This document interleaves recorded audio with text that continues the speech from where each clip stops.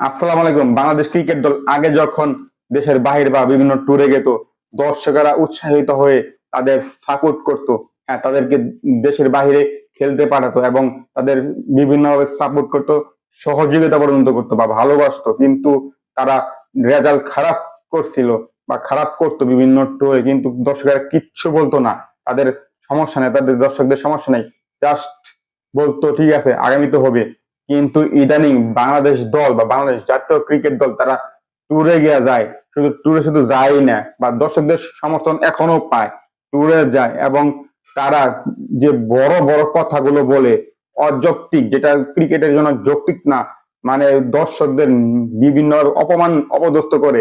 হ্যাঁ, দর্শকরা তা বুঝতে পেরেছে, আয়না দেখতে বলে, নিজের মুখ দেখতে বলে কিংবা পেন কিলার খায় এরকম আজে বাজে কথা বলে একবার দর্শকদের মন একবারে পুরোপুরি শেষ করে দিয়েছে।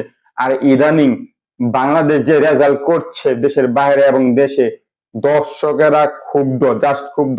ক্ষুব্ধ হতো না, এরকম রাগ করতো না কিংবা অস্বস্তিতে পড়তো না যদি তারা বা ক্রিকেটাররা বা বাংলাদেশি ক্রিকেটাররা এসব আজে বাজে বা বাংলাদেশের কোচেরা বা বাংলাদেশের টিম ম্যানেজমেন্টরা এরকম আজে বাজে কথা না বলতো। এবং লাস্ট ম্যাচ, হ্যাঁ, এশিয়া কাপে গিয়েছিল বাংলাদেশ, এই সিরিজে বা এই ট্যুরে গিয়েছিল, যে এশিয়া কাপ খেলেছিল বাংলাদেশ ক্রিকেট টিম, খেলেছিল আফগানিস্তান সিরিজ। হ্যাঁ, সবকিছু ঠিক আছে, কিচ্ছু বলতো না দর্শকেরা, কিচ্ছু বলতো না।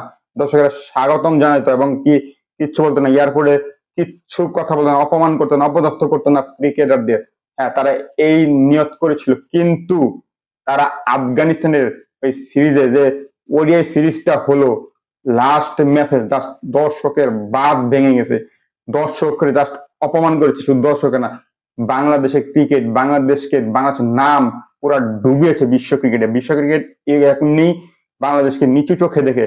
হ্যাঁ, আজকে থেকে বা এই মুহূর্ত থেকে যে বাংলাদেশ এই রেজাল্ট গুলো 200 রানের ব্যবধানে কুচকে আফগানিস্তানের সাথে হারলো এবং এমন ভাবে হারলো যে একজনের রান করতে পারে না। হ্যাঁ, ইব্রাহিম জাদগানের 95 রান করতে পারে না, এর 2 রান আগে বাংলাদেশের সকল প্লেয়ার বা সব প্লেয়ার আউট হয়ে যায় মাত্র 93 রান করে।